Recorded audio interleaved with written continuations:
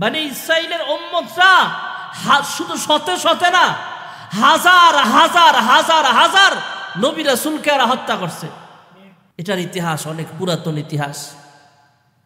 রাসূল আকরাম সাল্লাল্লাহু আলাইহি ওয়াসাল্লামের যুন্নুরাইন ওসমান যাকে বলা হয়, আরহাম উম্মতি বি উম্মতি আবু বকর ও আশাদ্দুহুম ফি আমরিল্লাহি উমর ও আসদাকুহুম হায়াআন উসমান। এই উসমান ইবনে আফফান রাদিয়াল্লাহু তাআলা আনহু রাসূলের দুই মেয়ের জামাতা। এখন আমাদের মনে প্রশ্ন হতে পারে, হুজুর দুই মেয়ে তথা দুই বোন তো একসাথে বিবাহ জায়েজ নাই, হযরত ওসমান একসঙ্গে তো আর বিয়ে করে নাই। রাসূল আকরাম সাল্লাল্লাহু আলাইহি ওয়াসাল্লামের মেয়ে ওসমানের কাছে বিবাহ দিয়েছে। ওসমানের স্ত্রী মারা গেল। মারা যাওয়ার পরে রাসূল আকরাম সাল্লাল্লাহু আলাইহি ওয়াসাল্লাম ওনার ছোট আরেকটা মেয়েকে ওসমানের কাছে বিবাহ দিয়েছেন। এই জন্য তাকে যুন্নুরাইন বলা হয়। সুবহানাল্লাহ। দুই মেয়ে বিয়ে করেছেন হযরত ওসমান। হযরত ওসমান ইবনে আফফান রাদিয়াল্লাহু আনহু নরম মানুষ, গরম না নরম? নরম মানুষ, ঠান্ডা মানুষ, ঠান্ডা মাথায় দেশ পরিচালনা করে। আপনারা ওসমানী খেলাফতের ইতিহাস অনেকে জানেন।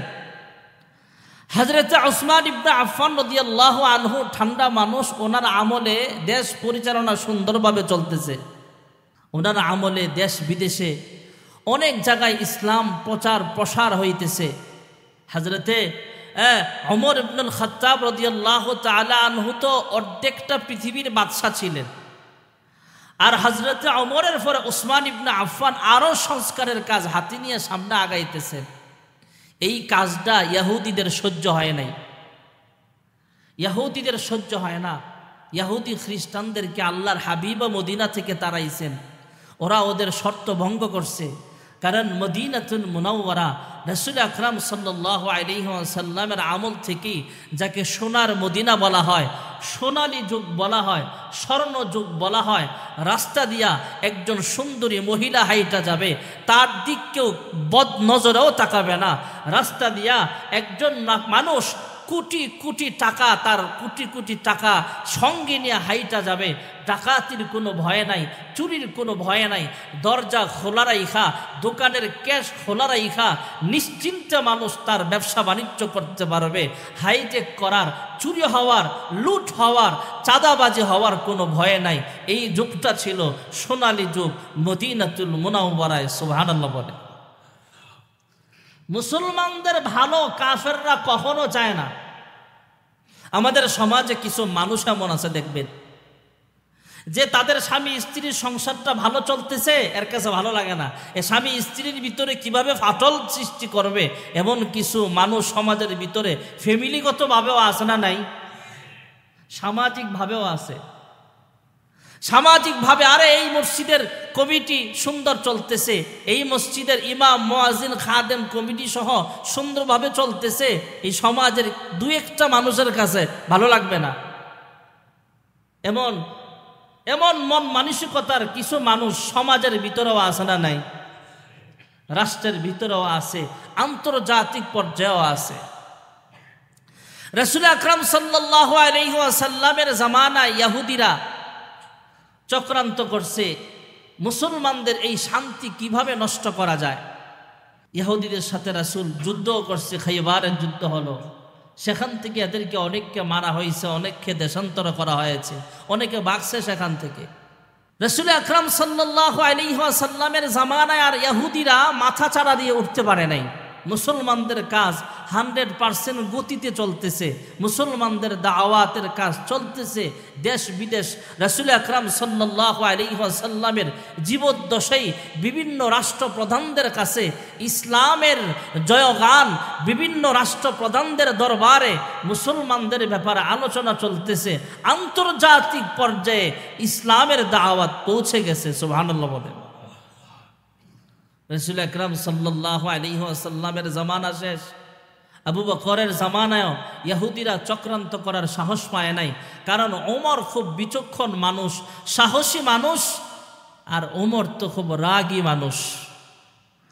যদি ওমর জানতে পারে তাহলে তার মাথা থেকে গর্দান আলাদা করে দিবে। এজন্য ইহুদিরা চক্রান্ত করার সাহস পায় নাই।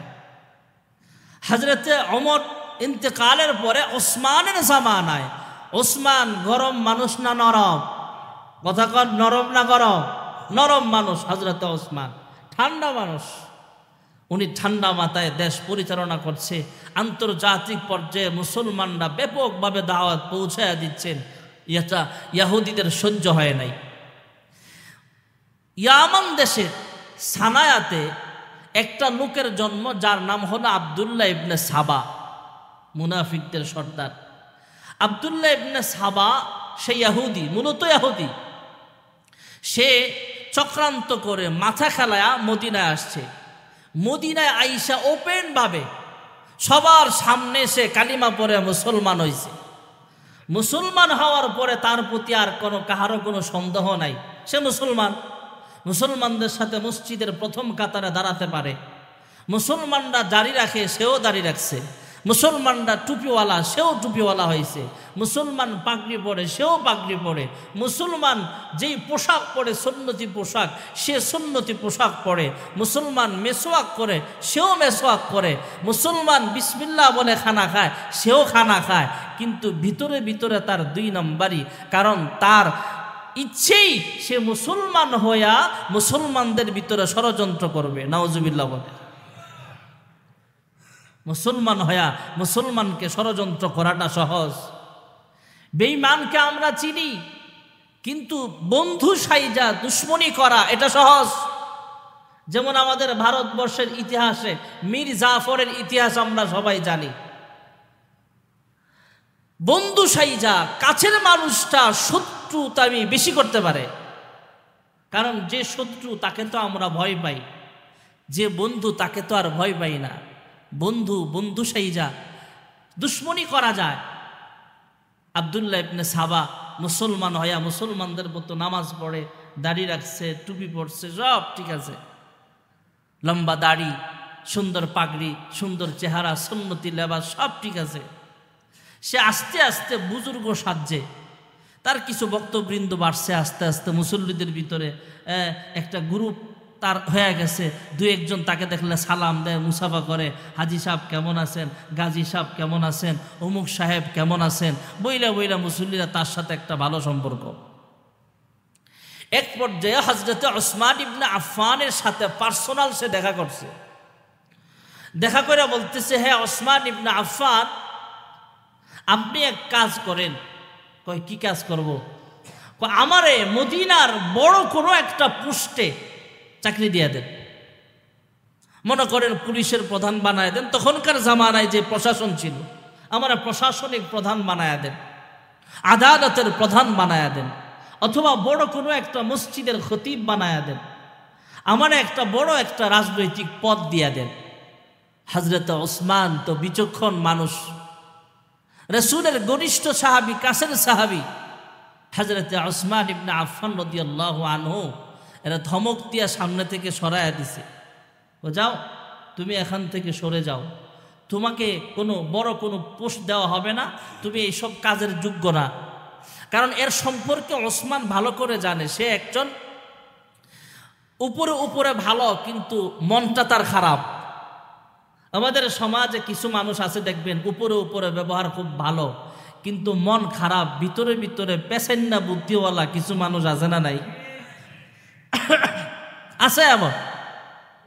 তো হযরত ওসমান তারা ভালো করে জানে, ভালো করে চিনে। সে বলে, তুমি এইসব কাজের পদের যোগ্য না। তো আব্দুল্লাহ ইবনে সাবার সাথে ওসমানের একটু এটা নিয়ে তর্ক। হযরত ওসমান তাকে সাইড দেয় নাই। আব্দুল্লাহ ইবনে সাবা মদিনা থেকে বের হয়ে গেলেন। বের হইয়া অন্যত্র তার কিছু বক্তবৃন্দ বানায়া সে আলীর কাছে গেছে। হযরতে আলী তখন তো হযরতে জুবাইর, হযরতে তালহা রাদিয়াল্লাহু আনহুম, হযরতে আলী রাদিয়াল্লাহু আনহু, তালহা, জুবাইর রাদিয়াল্লাহু আনহুমা ওনারা জীবিত ছিল। ওনাদের কাছে যায় বলে, আলী জীবিত থাকতে ওসমান ইবনে আফফান কিভাবে রাষ্ট্রপ্রধান হয়, খলিফা হয়? হযরতে তালহা জুবাইরকে বলে, আপনারা দুজন জিন্দা থাকতে ওসমান কেমনে হয়? হযরত আলীর সামনে যখন পড়ছে, হযরত আলী একটা তারা ধমক দিছে যে তোমার তো মতলব বালা না। হযরত ওসমান যোগ্য না অযোগ্য আমরা জানি, তোমার কথার ভিতরে কালিমাতু হাক্কিন উরিদা বিহাল বাতিল, তোমার কথা সত্য কিন্তু মতলব তো খারাপ। কিছু কথা আছে সত্য কথা কিন্তু তার মতলবটা খারাপ, এমন কিছু কথা আছে না নাই? তোমার তো কথা সত্য কিন্তু মতলব খারাপ। তারা ধমক দিয়া সামনে থেকে সরাইয়া দিছে, সে বুঝতে পারছে এখানে আর আমার কোনো কাজ করা সম্ভব না। এর মদিনা থেকে বের করে দেওয়া হলো। সে মদিনা থেকে বের হইয়া চিন্তা করলো এখানে আর উসমানের বিরুদ্ধে আমি ষড়যন্ত্র করতে পারবো না। সে চলে গেছে ইয়ামানে, শামে, মিশরে, বিভিন্ন রাষ্ট্রে সে সফর করছে, ইরাকে সফর করছে, শাম ওখানে সফর করছে, বসরা সেখানে গেল, কুফায় সেখানেও গেছে। আর ওদিকের রাষ্ট্রপ্রধান গভর্নর বানিয়েছিলেন হজরতে মুআবিয়া রাদিয়াল্লাহু তাআলা আনহুকে। ওখানে সাইট পায় নাই, যেই দেশেই যায় সেই দেশ থেকেই তাকে বের করা হয়। শেষ পর্যন্ত মিশর চলে গেল। মিশর যায় দেখে একটা গ্রুপ ওসমানের বিরুদ্ধে, কিছু লোক ওখানে আগে থেকেই ছিল। হযরত ওসমান ইবনে আফফানের বিরোধী পার্টি ওখানে কিছু লোক আগে থেকেই ছিল, যারা ইয়া আলী বলে জপে। এমন লোক এখনো আমাদের দেশে, আমাদের সমাজে আছে। ইয়া আলী, ইয়া হুসেন, ইয়া হাসন। কিছু লোক তো রাসূলের জামানায় বলতো যে আল্লাহ তাআলা হযরতে জিব্রাইলকে পাঠাইছিলেন আলীর কাছে, জিব্রাইল ভুল কইরা মুহাম্মদের কাছে চলে গেছে। নাউজুবিল্লাহ কইলেন না? আরো জোরে কর। তখনই কিছু লোক বলতো এই গ্রুপটা আলীর বেশি ভক্ত, ইয়া আলী বলে ওরা জপে, ইয়া আল্লাহ না বললো ইয়া আলীটা ঠিকই বলে। আলীর কিছু ভক্তবৃন্দ যারা আলীর অতি ভক্ত, এরা বলে ওসমান খেলাফতের যোগ্য না। এটা বইলা মিশরে আগে থেকেই কিছু লোক ছিল। আব্দুল্লাহ ইবনে সাবা সেখানে যায়। সেখানে যায় ওই লোকগুলোর সাথে পরামর্শ করছে কিভাবে কি করা যায়। বসরা থেকে কিছু লোক, কুফা থেকে কিছু লোক, আর মিশর থেকে কিছু লোক, মোটামুটি বড় একটা বাহিনী নিয়ে সে আবার মদিনায় যায়। মদিনা থেকে কিছু দূরে গ্রামগঞ্জে যায় ওসমানের বিরুদ্ধে বিভিন্ন কথাবার্তা রটাইতেছে যে ওসমান তো স্বজন প্রীতি করে, বাইতুল মাল থেকে সম্পদ নিয়া সে তার ঘনিষ্ঠ আত্মীয় স্বজনদের মাঝে বিলায়া দেয়। ওসমানের বিরুদ্ধে 3-4টা অপবাদ, মিথ্যা অপবাদ আরোপ কইরা ষড়যন্ত্র চালাচ্ছে। হযরত ওসমান ইবনে আফফান রাদিয়াল্লাহু আনহু খবর পায়া আব্দুল্লাহ ইবনে সাবাকে সামনে ডাকলেন। কি হলো, তোমার কি অভিযোগ আমার বিরুদ্ধে বলো। বা আপনার 1 নম্বরের অভিযোগ হলো আপনি বাইতুল মাল থেকে সম্পদ নিয়ে আপনার গরিব আত্মীয় স্বজনদের মাঝে বিলায়া দেন, জনগণের মাঝে বিলান না, ঠিক মতো বন্টন আপনি করতে পারছেন না। হযরত ওসমান ইবনে আফফান বলেন, আমাকে আল্লাহ তাআলা এমনি অনেক সম্পদ দান করেছেন, আমি বাইতুল মাল থেকে সম্পদ নিব কেন? আমার নিজের ব্যক্তিগত তহবিল থেকে আমার আত্মীয় স্বজন সহ জনগণকে অনেক দান সৎকা করি, আমার বাইতুল মাল থেকে নেওয়ার কোনো প্রয়োজন হয় না। এই কথাটা হযরত ওসমান খণ্ডন করলেন। সুবহানাল্লাহ। আর কি অভিযোগ বলো? আরো 3টা অভিযোগের মধ্যে আরেকটা অভিযোগ হলো আপনি কম বয়সী সাহাবায়ে কেরামদেরকে বড় বড় পদে দিলেন। রাসূল আকরাম সাল্লাল্লাহু আলাইহি ওয়াসাল্লামের জামানায়ও আল্লাহর নবী কোন যুদ্ধে ইয়াং কম বয়সী সাহাবীকে নেতা বানায়া পাঠাইছেন। এটা উদাহরণ দিয়া হযরত ওসমান ইবনে আফফান এই কথাটাও খণ্ডন করলেন। সে দেখলো হযরত ওসমানকে যা বলে প্রত্যেকটা কথার জবাব জনগণের সামনে সুন্দরভাবে দিয়া ওসমান তো আরো হিরো হয়ে গেছে। এবার আব্দুল্লাহ ইবনে সাবা চুপ রইলেন। সে আর কোনো ষড়যন্ত্র না কইরা সেখান থেকে 3 মঞ্জিল দূরে চলে গেছে। 3 মঞ্জিল দূরে চলে যায় 35 হিজরির জিলহজ মাসের কাছাকাছি সময় মদিনাতুল মুনাওয়ারা থেকে হযরত আম্মাজান আয়েশা সহ অনেক সাহাবাই কেরাম মক্কায় চলে গেছে জিলহজ মাস হজের সফরে। এদিক দিয়ে আব্দুল্লাহ ইবনে সাবা ষড়যন্ত্র কইরা 3 মঞ্জিল দূরে যায়া একটা ষড়যন্ত্র করছে। প্রথম ষড়যন্ত্র, আব্দুল্লাহ ইবনে সাবার সাথে 3 দেশের লোক আছে। কয় দেশের? বসরা, কুফা আর একটা হলো মিশর। মিশর থেকে বড় কাফেলা আসছে। তো মিশর, ওখান থেকে তার মিশন শুরু হলো। এই মিশর থেকে আসছে। এবার সে নিজে একটা চিঠি লিখছে। চিঠির মধ্যে লেখা, আমিরুল মুমিনিনের পক্ষ থেকে মিশরের গভর্নরের কাছে আবেদন, হুকুম, মিশরের যে লোকগুলো এখানে ষড়যন্ত্র করার জন্য আব্দুল্লাহ ইবনে সাবার সাথে আসছে, এরা যদি মিশরে ফিরে যায়, তারা যাওয়ার সাথে সাথে এদেরকে যেন হত্যা করা হয়। ইতি আমিরুল মুমিনিন ওসমান ইবনে আফফান। এটা ওসমান ইবনে আফফান লিখে নাই, লিখছে আব্দুল্লাহ ইবনে সাবা। রাষ্ট্রপ্রধানের লেখা না, এটা লিখছে মুনাফিক, ইহুদিদের সর্দার। সে মুনাফিক, মুসলমান হয়েছে ঠিক আছে। আব্দুল্লাহ ইবনে সাবা লিখছে, লেখার পরে এই চিঠি পড়ছে যায় হযরত আলীর হাতে। হযরত আলী রাদিয়াল্লাহু আনহু চিঠি দেখাই বুঝতে পারছে হযরত আলী তো আর কম ইলম ওয়ালা না। আনা মদিনাতুল ইলম ওয়া আলিয়্যুন বাবুহা। হযরত আলী লেখা দেখাই, লেখার ভাব ভঙ্গিমা, লেখার স্টাইল দেখেই বুঝতে পারছে এটা ওসমানের লেখা না। ওসমানের লেখা, ওসমানের লেখার ধরন আমি বুঝি। সে ডাক দিয়া কয়, এটা কার লেখা? আমিরুল মুমিনিনের লেখা। ঠিক আছে, তুমি দাঁড়াও। মিশরের যে লোকগুলো এদেরকে আলাদা করছে, আলাদা করে জিজ্ঞেস করছে,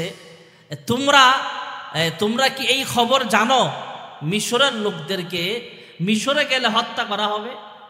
হ্যাঁ জানি। এবার এদেরকে একসাথে এক পাশে কইরা বসরা এবং কুফার লোকদেরকে একসাথে করছে। জিজ্ঞেস করতেছে, তোমরা কি এ খবর জানো যে আমিরুল মুমিনিন একটা চিঠি লিখছে, এখানে যারা মিশরি লোক আছে এরা যদি মিশরে ফিরে যায়, মিশরের রাষ্ট্রপ্রধান যেন এদেরকে শাস্তি দেয়, দণ্ডনীয় অপরাধ ওরা করেছে, এদেরকে যেন মৃত্যুদণ্ড দেওয়া হয়। তোমরা কি জানো? হ্যাঁ আমরা জানি। তাহলে তোরা জানলি কিভাবে? তোরা তো বসরার লোক, কুফার লোক, তোরা জানলি কিভাবে? চিঠি তো গোপন চিঠি, এটা আমিরুল মুমিনিন পাঠিয়েছে মিশরের গভর্নরের কাছে, তোরা জানলি কেমনে? হযরত আলী বুঝতে পারছে এটা ওদের গভীর ষড়যন্ত্র। এদেরকে ধমক দিয়ে এই ষড়যন্ত্র কোনো কাজ হলো না। এবার অনেক সাহাবাই কারাম যখন মক্কায় হজ করতে চলে গেছে, জিলহজ মাসের সময় কাছাকাছি চলে আসছে, তখনকার তো আর বর্তমান যুগের মতো না। বর্তমানে তো 6 ঘন্টায় 8 ঘন্টায় গাড়ি নিয়ে 10 ঘন্টায় মক্কা থেকে মদিনায় চলে যায়, মদিনা থেকে মক্কায় চলে যায়। বিমানে গেলে জেদ্দা থেকে আরো সময় কম লাগে। তো এখন আবার ট্রেনও চালু হয়েছে, ট্রেনেও যাতায়াত করা যায়, সময় কম লাগে। তো ভাইয়ারা আমার, তখনকার যুগে তো আরো বেশি সময় লাগতো। হাইটা যাইতো মানুষ, কিছু মানুষ ওটে যাইতো, ঘোড়ার উপরে সাওয়ার হয়া মক্কা থেকে মদিনায় সফর করা লাগতো। তখনকার যুগে তো একটু আগেই সফরে বের হতো। হযরত আম্মাজান আয়েশা তিনিও হজের সফরে আছেন, অনেক সাহাবায়ে কেরাম হজের সফরে আছেন। ওই সফরে থাকা অবস্থায় মসজিদের মধ্যে ওই আব্দুল্লাহ ইবনে সাবার লোকেরা আইসা বিদ্রোহ করছে। মসজিদে নববীর তখন ইমাম হযরত ওসমান ইবনে আফফান রাষ্ট্রপ্রধান। রাষ্ট্রপ্রধানের বিরুদ্ধে যখন ষড়যন্ত্র করছে, বিদ্রোহ করছে, হযরত ওসমান ইবনে আফফান মসজিদ থেকে বের হইয়া ঘরে ঢুকছে। 18 দিন পর্যন্ত, লম্বা একটা সময়, 18 দিন বা 22 দিন, লম্বা একটা সময় ওনাকে গৃহবন্দির মতো রাখা হয়েছে। চতুর্দিকে শত্রু, সেই ষড়যন্ত্র। মুসলমানরা অনেকেই তো মক্কায় হজের সফরে চলে গেছে, মুসলমানের সংখ্যাও কম। হযরত আলী রাদিয়াল্লাহু আনহু এটা বুঝতে পারছে যে ইহুদিরা যদি সুযোগ পায় ওসমানকে হত্যা করে ফেলবে। হযরত ওসমান ইবনে আফফান রাদিয়াল্লাহু আনহু ঘরের ভিতরে আছে। ইহুদিরা সুযোগ খুঁজছে, বিদ্রোহীরা সুযোগ পাইলেই ওসমানকে হত্যা করবে। আলী কিছুটা বুঝতে পারছে। আলী রাদিয়াল্লাহু আনহু ইয়াং যুবক সাহাবায়ে কেরামদেরকে দায়িত্ব দিলেন, যাও তোমরা ওসমান ইবনে আফফানের বাড়ির সামনে, ঘরের সামনে যায় পাহারা দাও, যাতে শত্রুরা তার উপরে কোনো আক্রমণ করতে না পারে। ওখানে যারা পাহারা দিছে এর ভিতরে হাসান আর হুসাইন রাদিয়াল্লাহু আনহুমা ওনারাও ছিলেন। সুবহানাল্লাহ বলেন। হযরত ওসমানের পাহারাদার। অনেক সাহাবায়ে কেরাম মক্কায় চলে গেছে। 17 বা 18 জিলহজ, মনে রাখবেন 35 হিজরি, রাসূলের ইন্তেকালের 25 বছর পরের ঘটনা এটা। এই 25 বছর, রাসূলের 10 বছর, এই 35 বছর কিন্তু সোনালী যুগ। এর ভিতরে মুসলমানদের বিরুদ্ধে ষড়যন্ত্র করার সাহস কেউ পায় নাই। আব্দুল্লাহ ইবনে সাবার নেতৃত্বে প্রথম মুসলমানদের একতা নষ্ট করার একটা প্ল্যান প্রোগ্রাম করে ওরা সাকসেস হয়েছে। কারণ কাফের বেঈমানরা জানে মুসলমানদের প্রধান হাতিয়ারের মধ্যে একটা হাতিয়ার হলো ঐক্য। আজকে পুরা বিশ্বের মুসলমানরা যদি ঐক্য থাকতো, বিশ্বে যত মুসলমান রাষ্ট্র প্রধান আছে সবাই যদি একত্রে বলতো, তোমরা মুসলমানদের সৌদি আরব, কাতার সহ, দুবাই সহ, বাংলাদেশ সহ, পাকিস্তান সহ, আফগানিস্তান সহ, ইরাক, ইরান সহ পুরা বিশ্বে যত মুসলমান রাষ্ট্র প্রধান আছে সবাই যদি এক বাক্যে বলতো, এই কাফেরেরা, মুসলমানদের একটা হাতিয়ার ঐক্য। কি জোরে বলেন? ঐক্য। গত জুলাই আন্দোলনে ঐক্য ছিল। দল মত বুঝি না, কে আওয়ামী লীগ কে বিএনপি বুঝি না, আওয়ামী লীগের লোক ছিল আন্দোলন। এক নেতাকে জিজ্ঞেস করা হলো, আপনি তো ক্ষমতাসীন দলের নেতা। আমি নেতা নেত্রী চিনি না, আমার ছেলে আন্দোলনে আছে, আমিও তার সাথে আছি। ঐক্য ছিল, ঐক্য। জুলাই আন্দোলনে শুধু যে এক দল করে ফেলছে তা না, আমি আগেও বলছি। এই মুসলমানদের ঐক্য নষ্ট করার জন্য আব্দুল্লাহ ইবনে সাবা ষড়যন্ত্র করে সাকসেস। মুসলমানরা যখন হজে চলে গেছে অনেকেই, আয়েশা সহ, এই ফাঁকি দিয়া এই বিদ্রোহীরা দেখলো কিভাবে ওসমানকে হত্যা করা যায়। ওরা প্ল্যান করছে যে এই সুযোগে আমরা কাজ করা লাগবে। আমাদের গত বছর জুলাই আন্দোলনের এই জমায় এবং 2 আগস্টের জমায় ঢাকা শহরের অনেক মুহিব্বিন মুসল্লিরা শহরে ছিল না, কেউ জেলখানায় ছিল, কেউ পলাতক ছিল, কেউ গ্রামে ছিল। এই সুযোগে ঢাকা শহরের অনেক ইমাম, মুয়াজ্জিন, খতিবদের সাথে দুষ্কৃতিকারীরা ষড়যন্ত্র করেছে, খারাপ আচরণ করেছে। আছে না নাই? এই সুযোগটা ওরা করছে। এই সুযোগে যারা শত্রু বিদ্রোহ, এরা চিন্তা করলো কিভাবে ওসমানকে হত্যা করা যায়। এরা দেখলো হাসান হুসাইন সহ যুবক সাহাবাই কেরাম পাহাড়ায়, আর হজ কইরা যদি সাহাবীরা আয়েশা সহ চলে আসে, তাইলে আমরা যারা বিদ্রোহ করছি আমাদের খবর আছে। এর আগে আগে ওরা হজ থেকে ফিরে আসার আগে একটা ঘটনা ঘটায় ফেলতে হবে। ওরা 1 দিন 2 দিন 3 দিন পারে না, সুযোগ মতো করতে পারতেছে না। 16 বা 17 জিলহজ রাত্রেবেলা হযরত ওসমান ইবনে আফফান রাদিয়াল্লাহু আনহুর একটা অভ্যাস ছিল, তিনি সবসময় বেশি বেশি আল্লাহর কোরআন তেলাওয়াত করতেন। সুবহানাল্লাহ।